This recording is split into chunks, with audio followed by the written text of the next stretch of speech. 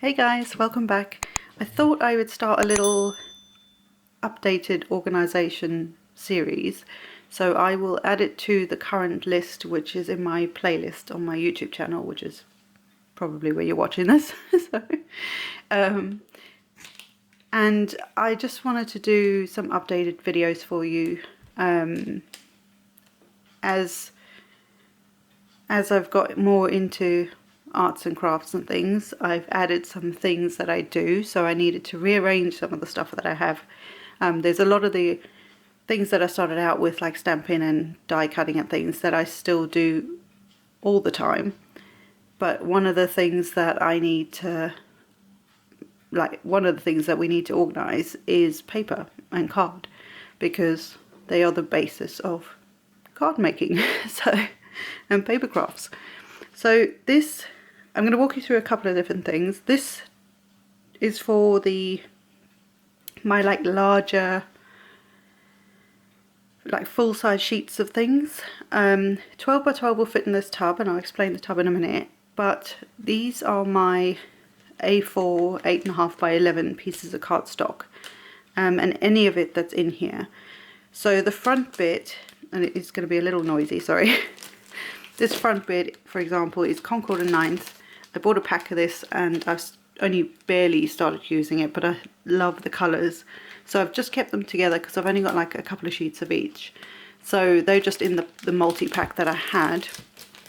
And they just sit in the front because they're slightly lower. But most of the rest of my cardstock, this is Simon Says Stamps cardstock from all the kits that I've been getting. I've just popped them all in there. But these sheets, or these pockets, are just off Amazon, and these are to fit A4 cardstock. I don't think they're the letter size ones. I think these are the A4 size ones. So they're longer than like your 8.5 by 11, which is what this one is. So this is a Gina K cardstock, but they fit really nicely. The 8.5 by 11 fits nicely in here, and then the A4 is slightly narrower, so it fits perfect. It's a bit longer, but it fits. And these are really, really nice. I actually have a similar thing that I use for my dies, which I'll get into when I get there. But what I do is I keep them in here just to protect the cardstock itself from dust and things like that. And I also label it. I don't label it both sides. I know some do that.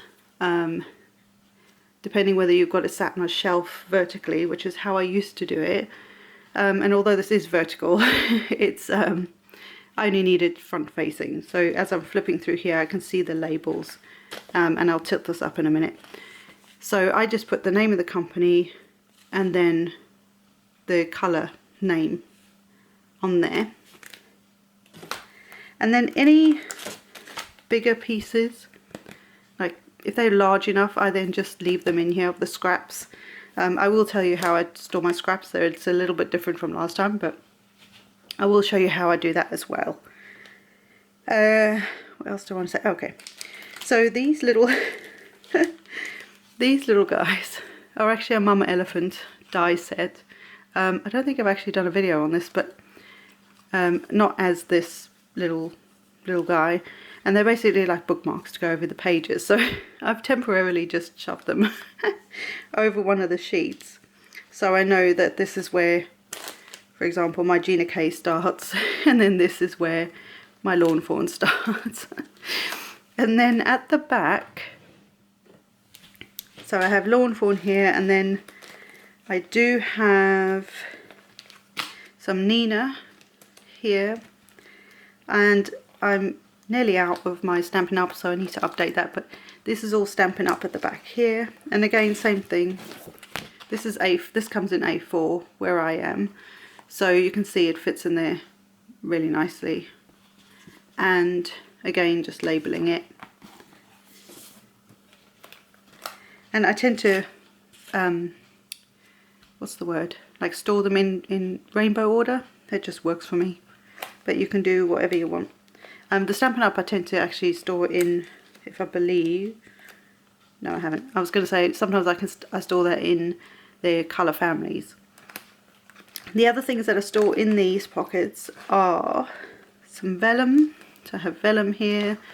I have some of this sticks to A4 masking paper in here. And then again, all the scraps can just sit inside. I'm obviously running out of that, but and then there's some sticks to double-sided sheets, sticky sheets, adhesive sheets. And then I have other brands at the back here. So I have this is Paper Mania texture cardstock. This is their black pad, and then this is some of their, this is just some scrap white cardstock. And then this is the Paper Mania glitter. Not entirely loving the glitter. It just falls off in chunks. So I don't know if anybody else has had that, but I've got it, so I will use it for something. And it is very sparkly, so I like sparkle. And then these I actually got from a friend of mine. We did like a swap when I was working with her. And so these are some toppers and some background papers and things, which I don't know what I'm going to do with yet. So, and then I have mirror cardstock here, which I won't take out of here because it will blind you. But this is, I believe these are Anita's, I think it's just called Anita's gold or silver mirror card. I got it off Amazon. So some Crafters Companions stamping cardstock. This came in quite a big chunk. Obviously I've used a bit of it, so I couldn't get it to fit into one of these, so it might fit into, if you break it down into 2 or 3 if you wanted to do that, but I just left it in its packaging. And then at the back here I have some Crafters Companion, like the printable card, and some other cheaper printable card, also in white, for like the print and cuts on your Cricut design space. So this tub, if I just tilt it, that's how I would see it. I used to store, this is the same tub that I used to store my dies on those big magnetic sheets. I do something different now, and I will show you that as we go through this series. But this tub it's just one of those woven basket things that a lot of people have got. And it's super inexpensive. I think it was about £3 or something from Wilko's. And it is, I believe, an 18 litre, I think. But it will fit 12 by 12. So your 12 by 12 can then, it will obviously stand up above the edge of this, but you can get your 12 by 12 in here pretty comfortably, I think. So that's the main bulk of my cardstock. So now I will just move this out the way and bring the next thing in. Bear with me.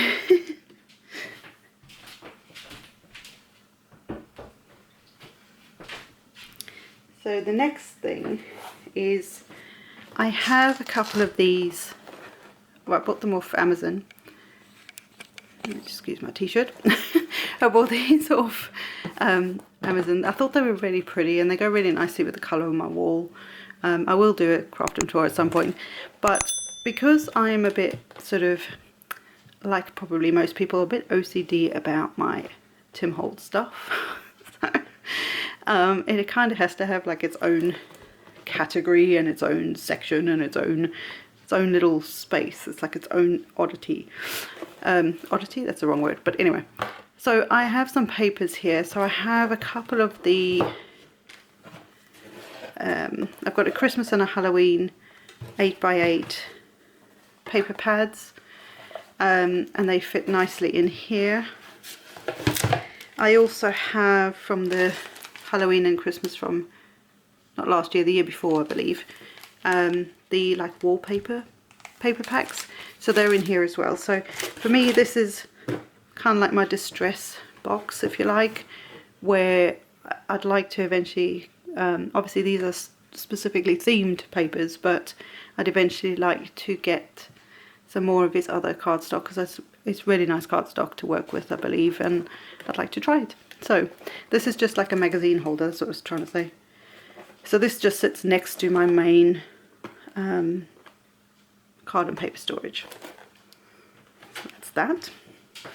Then for 6x6, there's a couple ways you can do this, and I've done it a couple of different ways.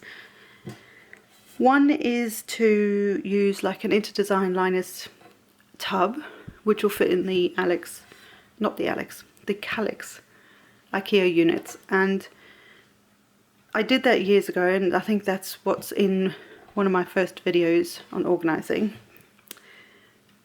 And as long as the bottom of the tub is wider than, is about 7 inches, your 6x6 paper pads will fit in it. So it doesn't matter what the tub is, but that's just what I was using.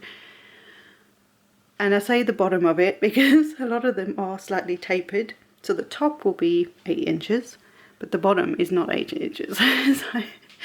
So just be aware of that. But if they go straight up and down, you're fine. But I actually use these, I don't have a ton of this 6x6 paper. That could change.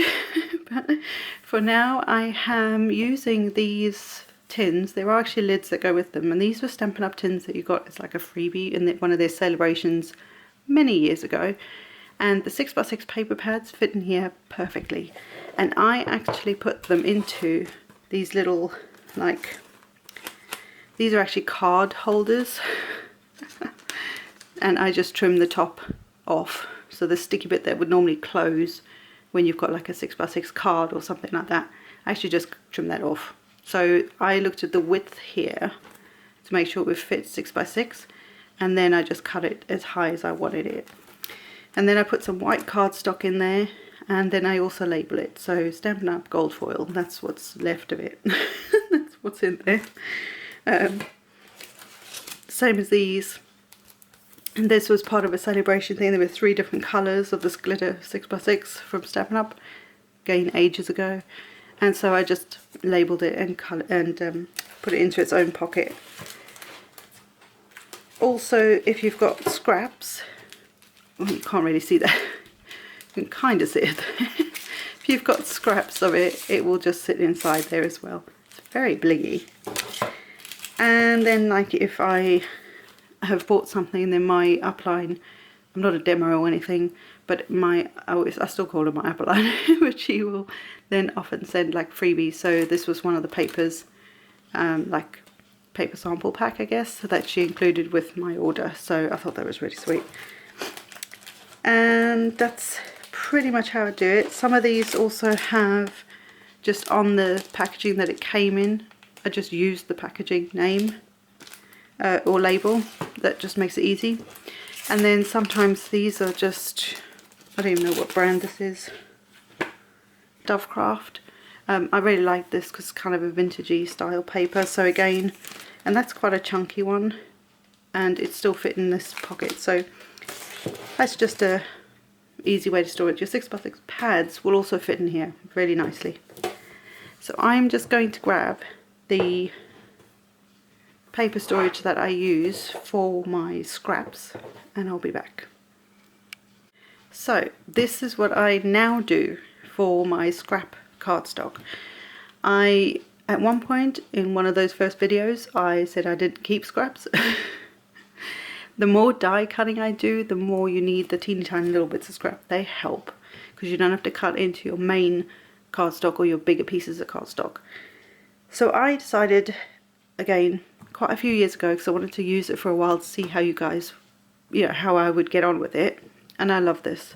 I basically have a rainbow of colours that I put in here, and I'll show you each one and tell you how I actually put those together.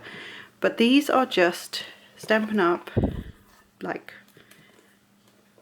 the big boxes. These, I don't know if they still have these, thinking about it. But these are the ones that you would store your wood mounted blocks in. But these come in handy for so many things. So I actually bought a few of these. I think it was, what is this, 2 sets. I think they came in sets of 4 at the time. So I bought 2 sets, and this is what I use for my scraps. But you can use this for a lot of other things. So it doesn't have to be scraps. But what I do is if I can get it open. It's always the way on camera.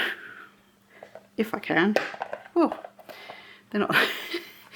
I just store in here certain colours together. So this box, I haven't labelled it because I know what it is. But this is black, white, grey. If I've used any silver cardstock, it goes in here. That's just what works for me. Then this one is different shades of brown, so brown, tan, any of that, like vanilla-y colours, creamy colours go in there. This is pink and red, and clearly I need to do something with that. But even these little pieces, you can then use these when you've got tiny die cuts, and you guys have seen some of those, especially with like lawn fawn and that. They got tiny little dies, and having scraps like this sorted out and easy to like rummage through is just so much simpler. These are like oranges and sort of burnt orange kind of thing. Then different yellows, greens, and like minty greens. All the blues, there's so many blues in there. And then different purples and sort of I guess maroony kind of colours, although maroony colours I'll probably put the red, but anyway. So that is how I store all my scrap cardstock. And I think that's it. I think we've done everything, all the cardstock. The bit of, I don't have a lot of 12 by 12, but the 12 by 12, if I at some point suddenly have a load of it, I will use another tub like I've showed you earlier, or at the moment it's in one of my Alex cubes. I've got one with a door on it, and I literally have like one pack of it, so it's just standing up in there and it fits in there really well. So yeah, so I hope you've enjoyed this, guys. This is, I think, video number 1. I'm not going to try and remember what number I'm on, but I hope this helps with your paper storage with its scrap cardstock, 6x6, A4, 8.5 by 11, 12 by 12, or if, like me, you have to have a separate section for Tim Holtz. I hope you enjoyed this, guys, and I will see you in the next one.